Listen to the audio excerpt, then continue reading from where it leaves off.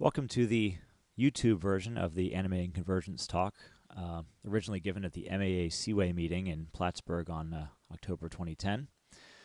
The key principle here is just whether we can do a bit better job of being visually seductive in our presentation of convergence in the limit in Calc 1, Calc 2, and calculus in general by drawing the right pictures. And first, a little preview. We're going to be looking at a lot of animations in this sequence of talks. We're going to start from the definition of limit and see what we can actually see in the definition and draw and animate. Moving on to find some models for convergence and divergence, including a nice picture of infinity for the purposes of calculus. Moving on to functions and arithmetic and how they operate relative to convergence and divergence. Then after a bit of summary and seeing what we've got in front of us, we're going to take a quick look at convergence in the derivative and integral, the other two major concepts of Calc 1, and then finally move on to a quick look at how all this relates to convergence and divergence of sequences. So to get started, all we want to do is look at the standard logical definition of limit, like so, and just unravel it a bit and see what we can draw and see. The notation's a bit dry. Limit x goes to a f of x equals L. Equals L is a bit misleading. The limit's a number. What's going on isn't really numbers, isn't really a number. There's two x's, there's a sort of a dummy variable x. There's all sorts of extra notation. So we're going to clean up the notation a bit and draw the whole thing. To start with, the last line, ignoring the f for a moment, is an inequality. So it's expressing some set of locations in the real line, which we can obviously sketch. And if we do so, we see a picture like this. Of course, the quantifier epsilon provides a parameter here. Depending on how small or large epsilon is, the exact size of that little interval changes, but the shape's always the same. And when it comes down to it in the definition, when we read it and use it, what we care about is what happens when epsilon is small. So in terms of an animated picture we should be thinking about for convergence, I think no one would be surprised. This is it. Numbers, an interval, squeezing closer and closer and closer to the number L. If we move to the middle two lines, we see a similar thing happening. Now it's x. To be between a minus delta and a plus delta not equal to a, it's a very similar picture, just it's punctured. There's no center point to this interval, or rather the center point's missing. And again, there's a delta. Depending on how small or large delta is, that's a smaller or larger interval, but the basic shape's always the same, and the same principle occurs here. What we're interested in is what happens when delta gets smaller and smaller and smaller. That's really what we mean by convergence. Okay? Well, what we're left with is this. We have a function. We have this red set sitting in the domain. And in the domain, we should be thinking about seeing something like this. F's going to pick that up, the function. It's going to pick it up in the domain and throw it to the codomain, which is what functions do. And what we should be seeing for this definition to hold is the corresponding squeezing in the codomain.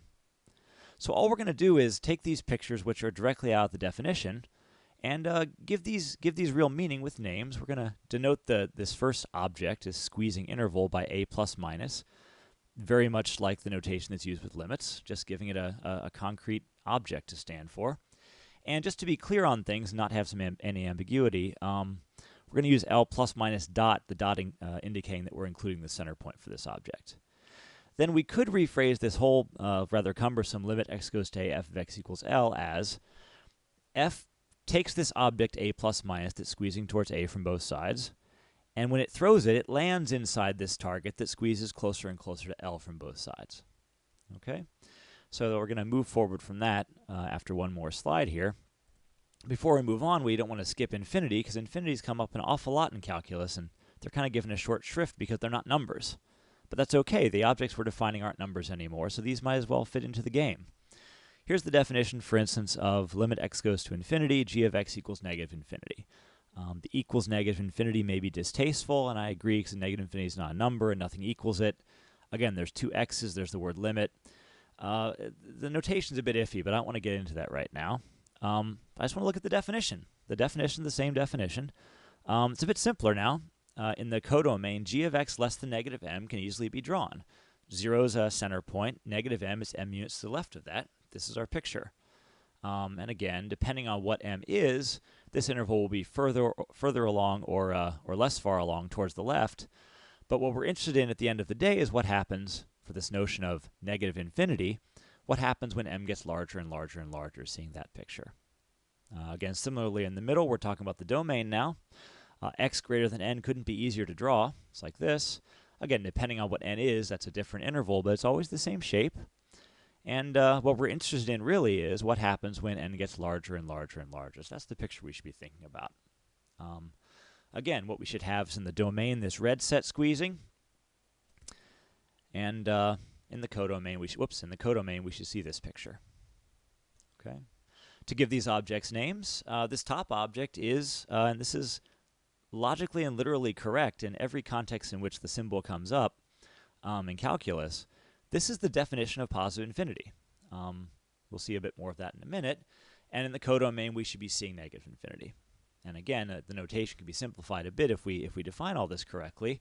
What we really want to say is that if you see this plus infinity in the domain, let g as a function, throw it into the codomain, map it, and what should come out should have some semblance of this minus infinity in the codomain, the blue thing.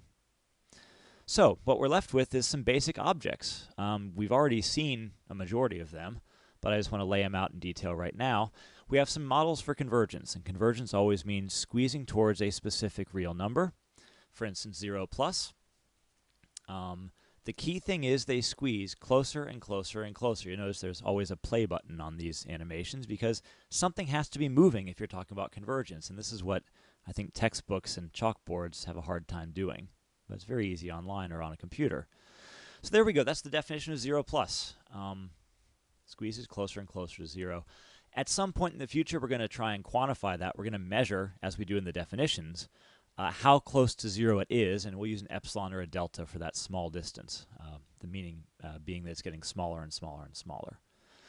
But don't worry about the quantifiers for now. We'll get to that when we get to the definition. 0 plus minus, same way. Squeezes closer and closer from both sides. We've already seen we can add a dot if we like, meaning we include the center point. Now that's a fine point, but I think the fine points are worth keeping in mind. It resolves the ambiguities. Of course, we could do things like 0 plus dot, which is squeezing towards 0 from the right, including 0. So we can always add or remove the dot just to be specific about what we mean, and we'll see a lot of these later.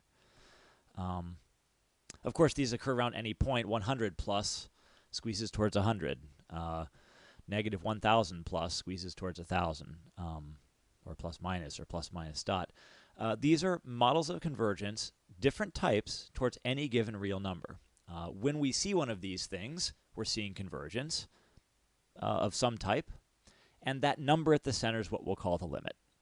But again, I want to defocus on that number that's the limit because what's going on leading up to it, all of these squeezing sets are what's really happening. And I think for the students to understand what's really going on, that's what they should be thinking about, not just the number that pops out. Which is a particularly important concern when we talk about models of divergence to infinity.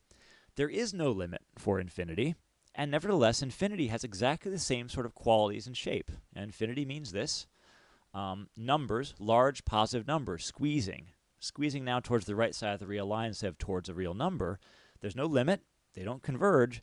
But it's exactly the same sort of squeezing set that we saw before, and it can be very, very nicely visualized. So that's what we'd like to do. Again, if we want to quantify it, we could measure that distance from 0, how far we've gone, by a capital M or capital N as a large value. But we're not going to deal with that quite yet. Okay, just the pictures. The key thing is the logical definitions will come out the same at the end of the day when we're through with this. But what we'd like to do is have a visual, intuitive object to think about and study and consider conceptually that illustrates and shows every detail of the definition, which is what we're going to have. What we saw before, that you could also have negative infinity, does exactly the same thing but to the left. Not much to show. Keeps on going forever and ever and ever. And of course, we also might as well have plus minus infinity, which represents large numbers, both positive and negative, getting larger and larger and larger. And again, a quick point, we're not focusing on numbers and limits here. We're focusing on this squeezing sets, and this allows us to treat convergence and divergence as apples, and apples, not apples and oranges. One has a limit, one doesn't, but what's happening is very, very similar in both cases. Now finally, we have several other objects that represent similar concepts. For instance, any plain old set in the real line, we'll see this one later, the interval from -1 to 1 is a perfectly good object we can draw in the real line. It doesn't actually squeeze, it's just a plain old set, but we can picture it, we can use it alongside these other objects. So it's a very sort of full-featured set of objects we've got. Also, an interval we'll see later is the interval from 0 to infinity. Infinity here being the classical don't stop. It's the numbers bigger than 0. This is not the calculus infinity. This is a totally different meaning of the symbol. The numbers bigger than 0 looks a lot like infinity. Key point, if I press the play button, nothing squeezes. It's plain and simple, the numbers bigger than 0. Okay? There's a large menagerie of these objects. As we start doing arithmetic and applying functions or using sequences or integrals or derivatives, these objects will be moved around and changed. So what we've seen here are the basic objects. What we're going to learn to do is apply functions to them, apply arithmetic, and see what we're really studying in this whole calculus thing.